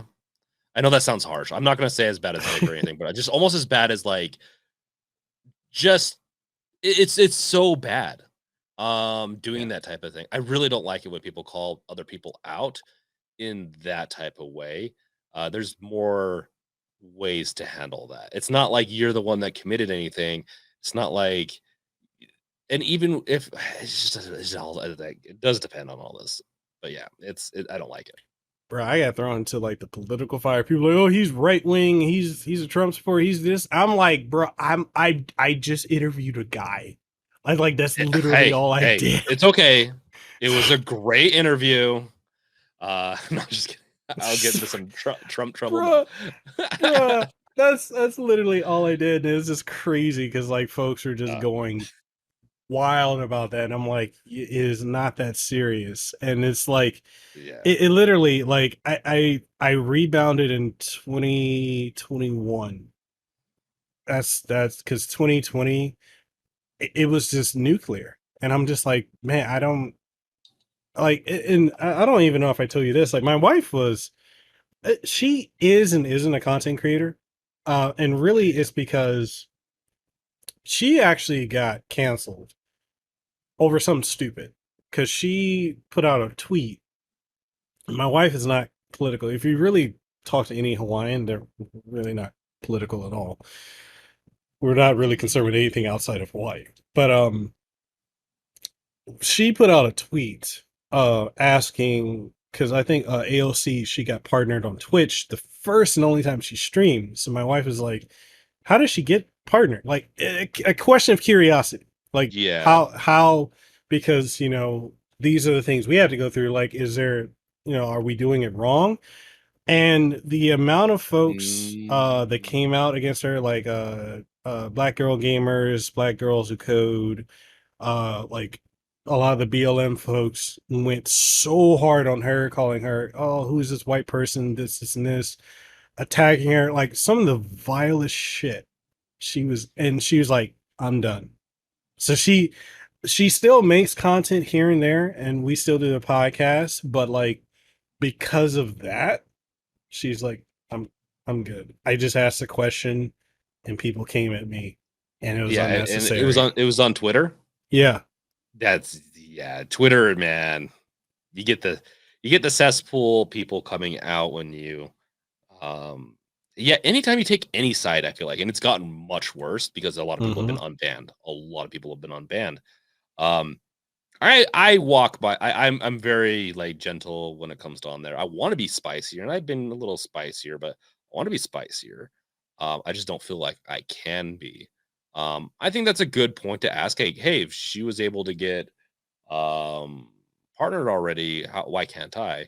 Now, I could, obviously there's going to be favoritisms and stuff like that. I mean, Right. it's not like at the same time, she does have a lot of sway when it comes to her political like viewership. I wouldn't be surprised. I don't need to go down into that. But yeah, no, Right. Right. nothing wrong with the ask questions as long as you're not being like, who's this? And then just start lambasting them with just insults. Then just ignore them. Don't engage in the sense of like as these trolls do. That's what I'm saying. Not your wife.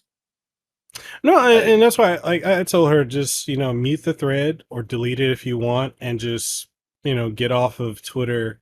And she barely goes on it now. But like I told her, I'm like, it's for your sanity's sake, don't deal with it. And I was really shocked at the amount of people I personally knew that were egging this on. And I understand oh my people were. gosh. Ugh. I understand, like, 2020 was a very, very emotionally charged year. But still, you have to have some discretion with where you're aiming your anger. It can't, if you're just I swinging a don't know what sword. the amount of people that I have seen talk about AOC on Twitter. Um, there's no reason why that direction would have gone to, it's just because they just don't they knew it was an easy target, and it's shameful. Like they need to be shamed Yeah. too. It's like you're going after easy targets because you don't want to be, go after the other people that are really bad about some of the stuff. Like Oh, dude, death and some threats of and that. those groups and people actually came to me about wanting to be part of the charity stuff. I was like, no. I'm like, no. It doesn't look good. It's okay to say, hey, maybe this is a little insensitive. It's be cordial. That's me. Hey, Yeah. you're on the internet. You can be an asshole if you want. Once you start doing that, and maybe you don't act like that in real life. I treat it like real life. Like if IRL, if we're sitting in a room, I'd be Hmm. expecting you to be slinging that at me, and I ain't dealing with that shit. You can just Yeah. partially, no, I'm not gonna say the whole thing, but like Russian saying, um, you can just leave. And yeah, I don't like dealing with that type of stuff. I feel like cancel culture has become washed out a little bit though. It Um, has. I'm married to different content creators have recovered just fine. Whether or not I'll just name a couple if you're fine with that. Yeah, go ahead. Um, Hasanabi, he's very left. He's been canceled multiple times. Some of the stuff he said is like, oh wow, you said that. Okay. And he's recovered fine. I feel Hmm. like the antidote nowadays to being canceled, as long as you're not an abhorrent person and doing illegal stuff, that's the Hmm. stuff that gets a little harder to recover from. Because there's been a lot of YouTubers, there's even one in my state just in the last day that did some illegal stuff, and I don't think they're ever going to recover um, because it's so bad. As long as it's Wow. not illegal, you'll be fine. I think. I Yeah. feel like if as long as you put your head down, be fine. And if someone does attack you, I don't think it's bad to defend. But hey, I think be like, hey, this is really abhorrent behavior. But I'll also check myself more in the future. But what you're doing is pretty bad. I don't know. I've never had to be in a situation like this, so I can't. I just like talking, so I'm No. I'm doing my talking head thing and talking about No, I it. mean, but you're perfectly right on that, which is like, I would say, like, for me, I try to be as neutral or milquetoast as possible with anything I post now, because I'm working with too many brands and I Yeah. don't want to jeopardize them. And also just internet culture in general. I think we may have talked about this offline before. I don't find social media as fun as it used to be. Like, it used to be I fun. I've never been a big social media person. I like voicing my opinions, but I get like now that I'm gotten older, I'm fairly political in what I consume nowadays, and I've the life I've lived. I'm like I've changed some of my ideas on stuff because So are you spending how saying, much I spent on a freaking kid is so, so, ridiculous in the so you're hospital saying, system. so you're saying, sir, you didn't have fun with the MySpace days when it taught us how to code? So I did not use MySpace a whole Are lot. you I got it set up with seriously? my band and all that, that I liked, the band I liked and some music, but I didn't use it. I was too busy out just having fun with my friends. That's something people don't even do a lot these days. Like go outside and Still, that's interact. another thing I like podcasts. I get to hang out with people and chat with awesome people like you, and I treat it as an interaction that I can talk and have a good time. Definitely something I feel I can age into as I get older too, is doing podcasting, because it's like as I get older, I like to talk more and consume more content and regurgitate it out for people to have a beautiful whatever mess they want, but hopefully something useful. So Okay. So now that we're talking about ageism a little bit, let me ask you a question. Do you feel, I don't know, this podcast is all yes, over there the does need place. to be an age restriction on content creators. No, I'm just kidding. I'm Oh just God, kidding. this You're is expecting that to go different ways. I No. was. It's so this, I know this conversation is going completely in a different direction than most people would have assumed.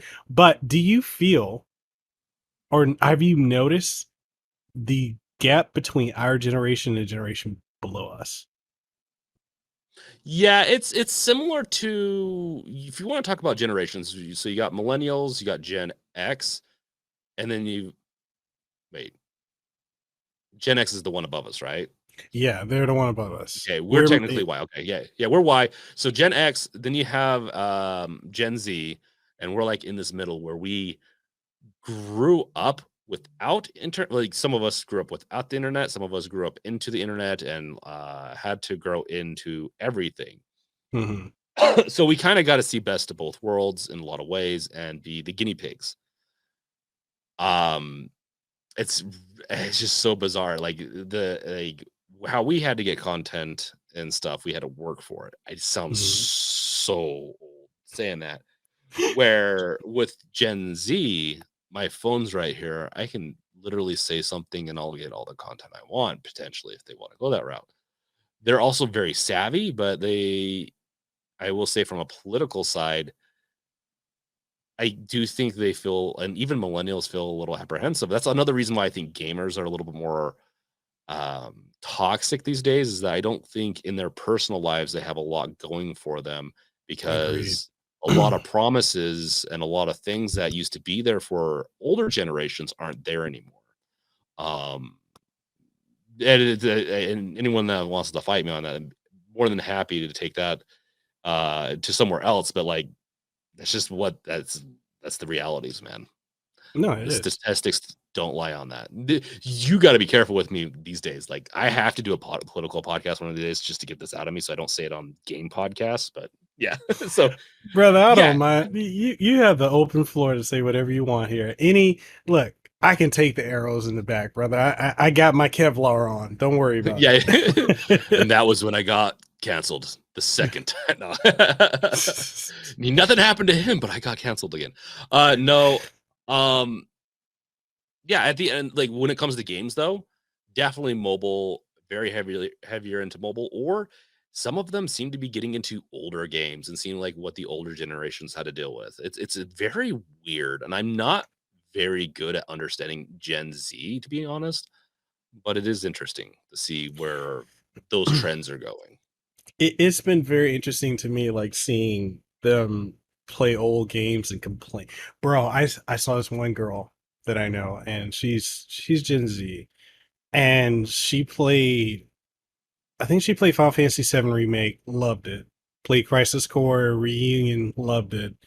Then went on to play the original Final Fantasy VII, and then Final Fantasy VI and others. And her complaint, why is there, like, why does it have random encounters? Why do you have to wait to do stuff? I don't understand. How did y'all play Interesting. games back then? And I'm just like,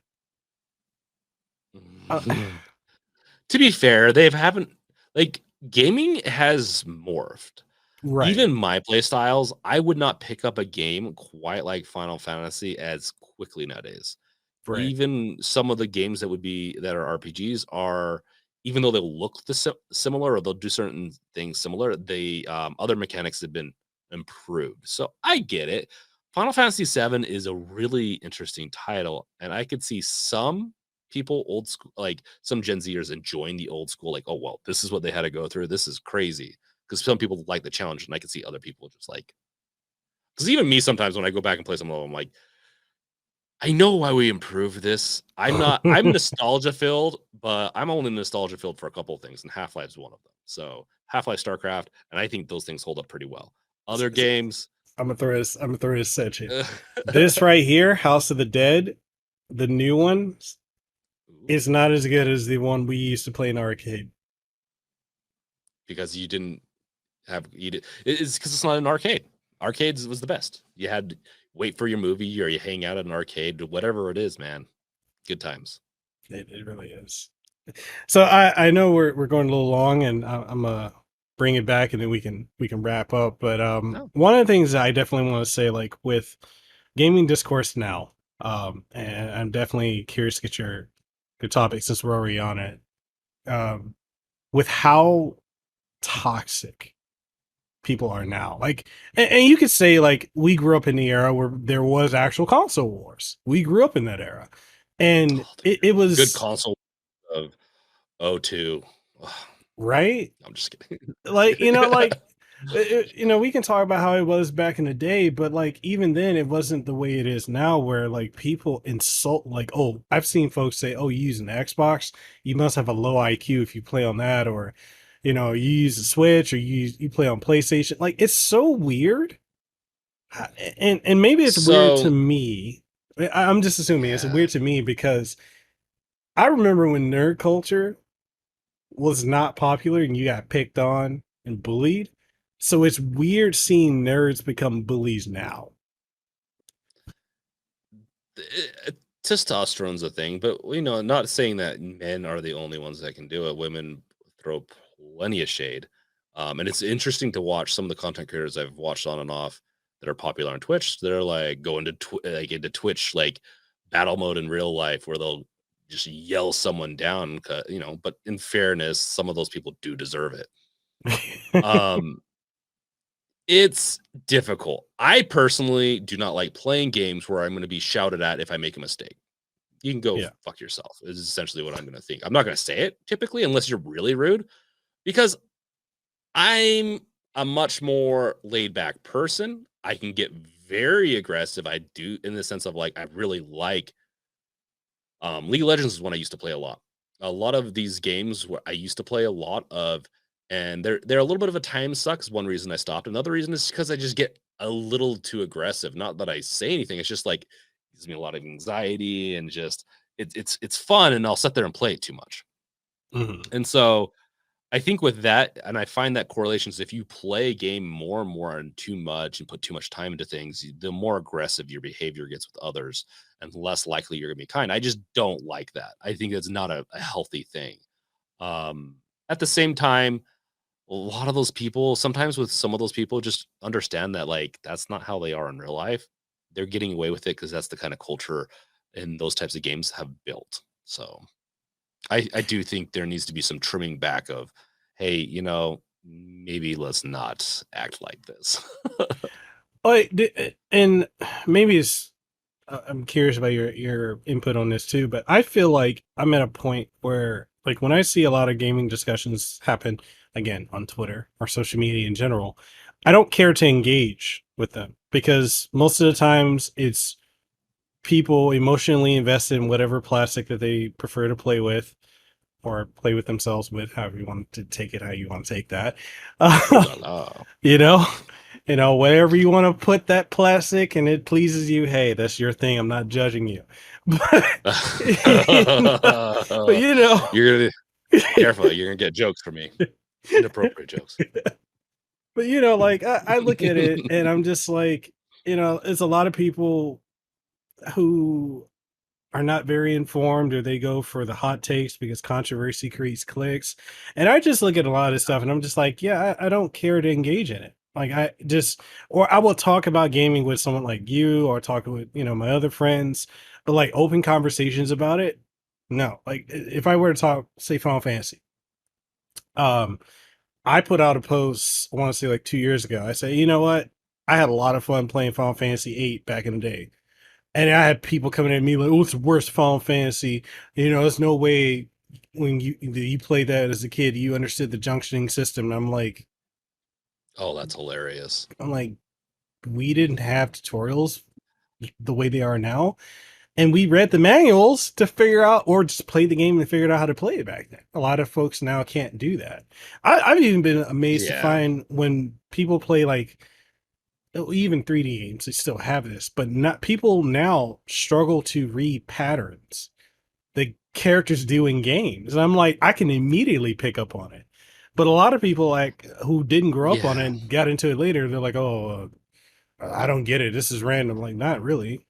Anyway. No, well, at the end of the day, like, just to I pity people sometimes when they act a certain way because either their life's not treating them well or they just were never raised to have a decent EQ, and EQ is emotional intelligence Mhm. level. There's intellectual, which IQ is a very controversial thing, anyways, but EQ where they don't know how to handle their emotions and disagreements and anything that's an attack or feels like an attack against them, they become tribalistic. It's a big issue with our culture and with Yeah. America, if you want to just put it in America, but other countries have this issue too. Um, Another reason I find political side a little bit more fascinating, but it does bleed into the gaming sphere of people aren't feeling like they're able to go and become more successful, or they try to be successful through these get rich quick schemes that like tater Oh tots God. do Oh based off of God. that whole dude. But yeah, it's getting harder and harder because more and more toxicity bleeds into gaming, into some of these things. The more it's evident for me personally that it's kind of bleeding in from other aspects of life. And I think it's always been that way. With bullies, right? They have some emotional baggage or whatever it is. And I'd like to see more people maybe like sometimes it's fine if you want to talk a little trash, you're like, dude, I just wasted you. That's fine. But there's a line where you can go when you're bragging as opposed to Mhm. like just being a complete asshole and yelling at someone for your own mistakes. Yeah. And, maybe the best advice I could give people is maybe seek some counseling. You can have Nothing a wrong with it. gamers counseling stuff. Oh, no, no. Most people Nothing need wrong it. with it. Hey, nothing wrong with having a therapist. I got one. I've had one for 14 years. Best decision I ever made. You find out a lot about yourself when you have a professional that can see aspects of yourself either you can't see Mhm. or you don't want to acknowledge. So, Yeah. I mean, I have had one in the past before. I probably could use another one. Who knows? That's why I do podcasting. I'm just like, you know what? I'm gonna get my therapy through these sessions. Okay, chat, tell me, like, how am I doing? And and just a bunch of just mean people come back at me, and I'm like, cool. I'm not, and it keeps me humble, right? No.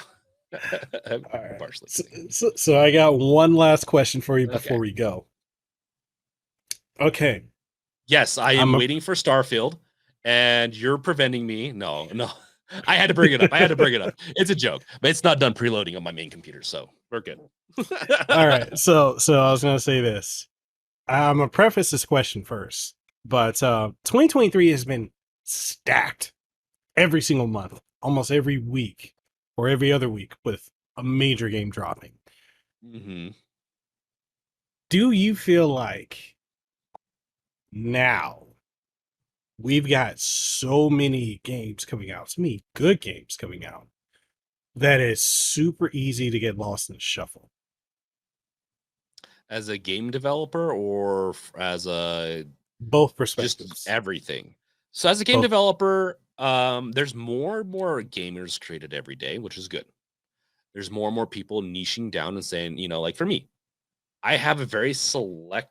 Okay, I like everything, but I have to when I have my time so limited, I have to niche down. It's either it's an amazing game and I'm going to play that, or it's going to be a nostalgia run, Mhm. or it's going to be um, in the genre that I care about the most.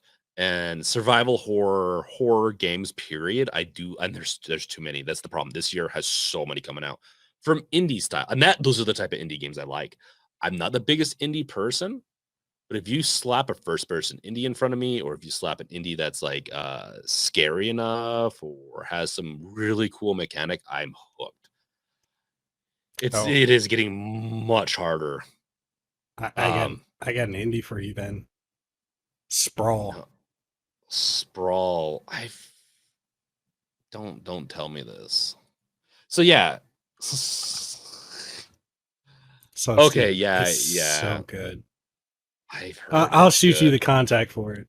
It's good. Do it. I'll have to play it.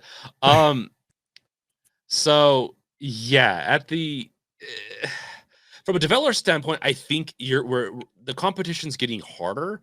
So you need to come up with better. And if I could give any advice to anyone, it's fine to cut your teeth on pixel and indie that are very low poly or whatever, like low effort. It's fine to cut your teeth on it. Don't Mhm. expect those to do well. I'm so sorry. Like if it's 2D simple, you have to introduce an amazing story or some type of amazing thing, and you can't not get it wrong, or else you just won't do well in that sphere. If you do something that's a little bit more like you mess up a couple of areas, like Choo Choo Charles is a great example. Um, that was meant to be kind of a parody game. It came out, a lot of stuff's wrong with it, but it was fun, and what it brought, what they promised, they brought at the end of the day. Mhm. That was a crazy one to stream on YouTube, by the way. Like that one got thousands of views. I had like a couple hundred people watching that. No, it was almost 100 people watching that time, which is just weird. But